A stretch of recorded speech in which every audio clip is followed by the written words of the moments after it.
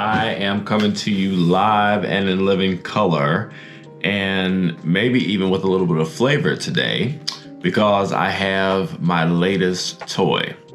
I have been a fan of personal computing, we'll call it. We'll say computing and then personal computing, right?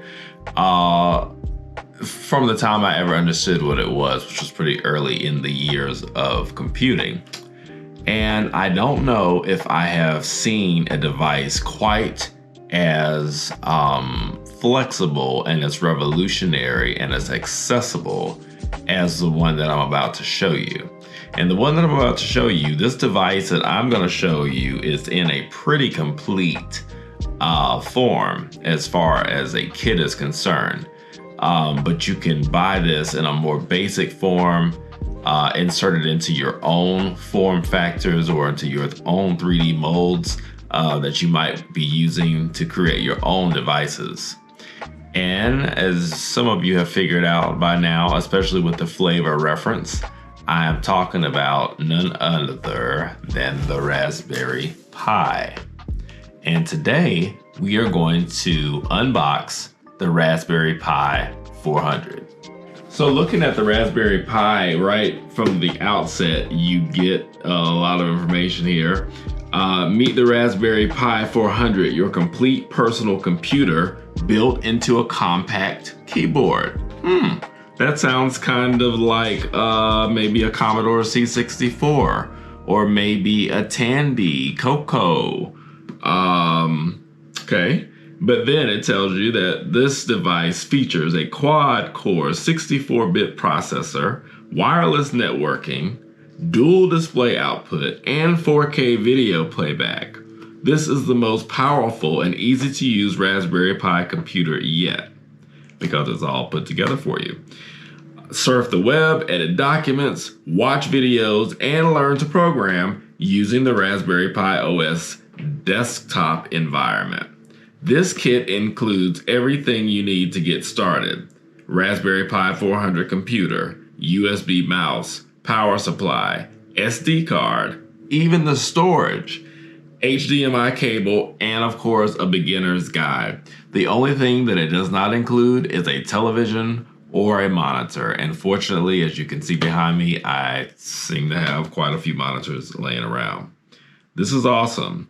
Getting into the specs here, this has got a Broadcom BCM 2711 processor, quad-core 64-bit SoC, and is running an ARM Cortex-A72 at 1.8 gigahertz. It's got 4 gigabytes of RAM. The connectivity, it's got a dual band, 2, 4, and 5 gig IEEE 802.11 BGN and AC wireless LAN. It's got Bluetooth 5.0. It's got gigabit Ethernet, and it's got 2 USB 3.0 and 1 USB 2.0 ports. Video and sound, it's got 2 micro HDMI ports. It supports up to 4K P60. Micro SD card slot for operating system and data storage, 78 key compact keyboard. All right, 5 volt DC USB-C connector. This gives you a good view of kind of what you're expecting there on the reverse of this device once we unpack it. All right, so without further ado, let's open it up. See what the Pi is looking like and smelling like today. Looks like a nice little bakery type box here. All right, it's kind of like a bakery style box. I could see some donuts residing in here. All right, inside we've got the pristine Raspberry Pi keyboard with computer installed already. We've got the GPIO header. We've got the micro SD card slot. We've got 2 micro HDMI connectors. We've got the USB-C power. We've got 2 USB 3.0 connections indicated by the blue port. And we've got 1 USB 2.0. And then we've got a gigabit Ethernet connector. All right, so this thing is pretty well equipped. All right, the Raspberry Pi, don't drop it, 400, okay? That's the 400. So we're gonna sit it back here because I think we'll probably be working in this area. All right, inside, exactly what they promised us. The official Raspberry Pi mouse, the official USB-C power supply, card, okay, and a lovely publication here. And I love books, so I'm always excited to get a book. And this book is the official Raspberry Pi Beginner's Guide, how to use your new computer and how to attach whatever you want to it and make it do crazy stuff like whatever this one is about to do. Love that. And I love the way they have brown and black and white hands. They've got all kinds of hands on there talking about how this technology is accessible to everyone. All right, so there we have that. We'll probably be needing that, right? Because we don't know a lot about Raspberry Pi, but since we are old school, we like to say old school always works, so old school can always figure it out. And from what I understand, with these devices, these are great terminals to, and I shouldn't say terminals because these are computers, but these are great computers to run emulators of some of our favorite old classics. So I've seen quite a few videos of folks using these to run Amiga emulators. That seems to be quite popular. And I'm sure many other types. So we'll be hopefully getting to do some of that ourselves and leveraging some of the work that folks in the community have done to help us out. All right, so you saw the power adapter there. You see that we do have a very flashy Raspberry Pi mouse. Very nice. We also have the micro HDMI to HDMI. That's really nice that they included this for us because everybody might not have one of those micro HDMI cables readily available. And it looks like it's even gold plated. So they're looking out for us in every which way that they can. All right, so I think this thing is fully unboxed. What I'm gonna do now is simply connect all of these things to the back here. As you can see, the power adapter, it's gonna plug in right here, okay? And then it'll plug in somewhere beneath the desk in the myriad of cords and cables that are down there. And then we have the mouse, which will plug into one of the USB, right, connectors. And then we will also attach the micro SD, right? And it'll go right there, the micro HDMI, I'm sorry, this cable, and it'll plug right there and connect to one of the monitors that we have back here on the desk. So give me just a few minutes and I'll be right back. Here we are. We have the Raspberry Pi, okay? Welcome to the Raspberry Pi desktop. Before you start using it, there are a few things to set up. Press next to get started. If you're using a Bluetooth keyboard or mouse, okay, we're not, so we don't have to worry about that. All right, so we're gonna set the country as United States, American English, Eastern time zone. We'll say use the English language and we will select use US keyboard and select next. All right, it's setting our location.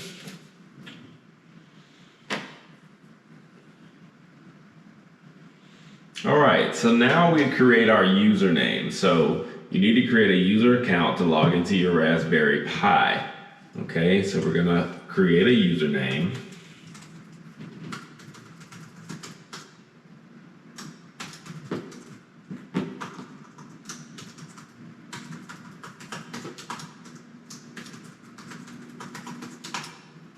Okay, and I'll create next. All right, next it wants us to set up the screen. On some monitors, the desktop is larger than the screen and the edges are cut off. You can adjust this here. Looking at this, it doesn't look like anything is off, but we have the option here to reduce the size of the desktop monitor. So let's do that and see what happens.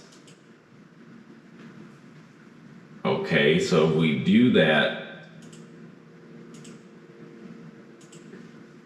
okay, it did. It brought it kind of inset there just a bit. Okay, so I think we'll keep it like that just to make sure we aren't missing anything around the edges, because otherwise we may not know. All right, and we'll go next. It wants to select a Wi-Fi network. Okay, this is one of the fastest computer setups that I've ever seen. We see our network there, so we're going to select that. Click next.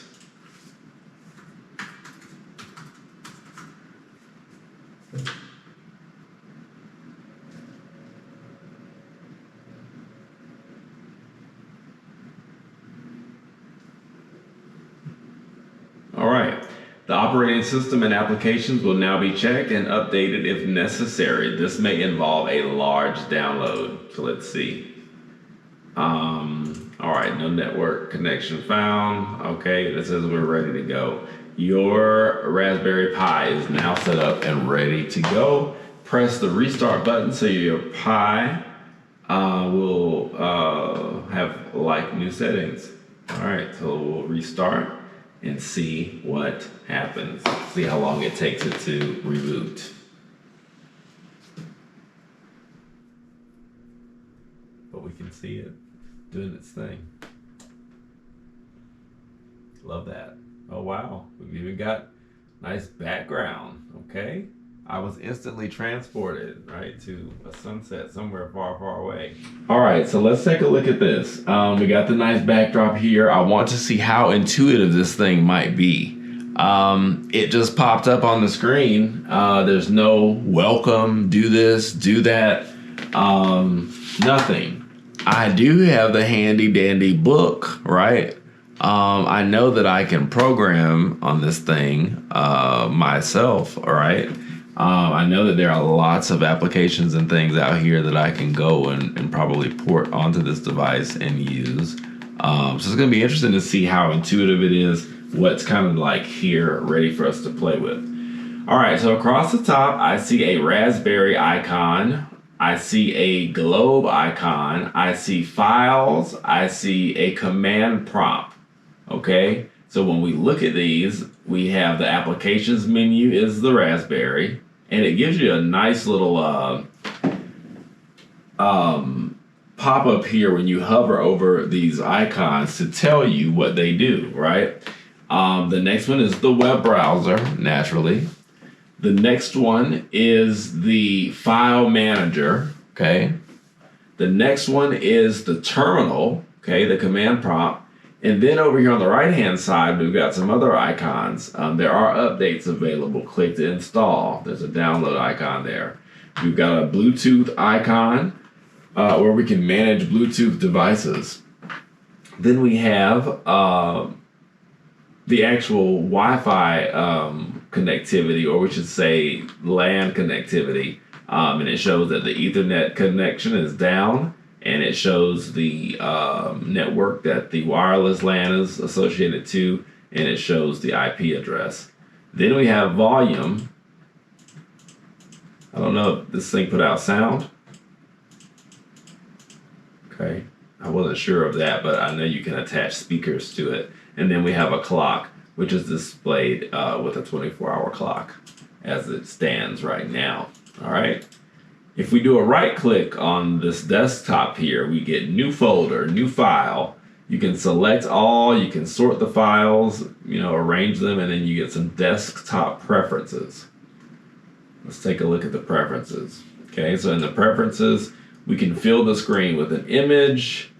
We can change the image that is on the screen. We can use different colors for the text. And it allows us to determine whether or not these items are shown on the desktop. We can select documents, wastebasket, and mounted disk. So at this point, we're only showing the wastebasket and any mounted disk on the desktop. By default, Documents is set off, and I think that's nice so that this potentially could be a clean desktop, unlike the one that it's sitting on the computer itself. We got some options here for the menu bar. You have some opportunity to adjust the size. You can make that very small if you wanted to. You could make it very large up here if you wanted to, right? So that's good for accessibility. We'll go with the medium. You can put it at the top. You can put it at the bottom, your choice. And you can also manipulate the colors there just a bit. System-wise, you can adjust the system fonts if you like. And then you have some defaults for large, medium, and small screens that you can set some defaults there. So pretty simple. When we click on the applications menu, there are clearly some software items installed on this device because we have the following categories. We have programming, we have education, we have office, we have internet, we have sound and video, we have graphics, we have games. Yay, games, that's what I wanted, right? And we have accessories, all right? From there you have help, preferences, run, and log out. All right. The web browser is going to be just that. It looks like it's opening up a web browser for us to take a look at.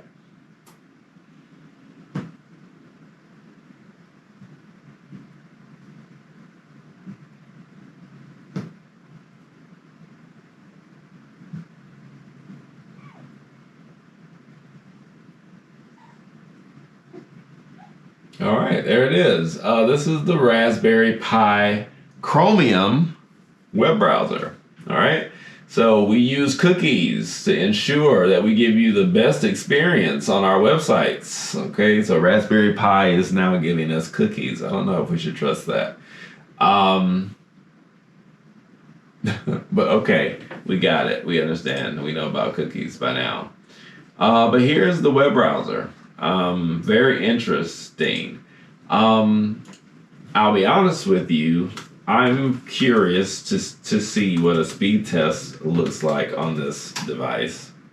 So I think we will see if we can dial one up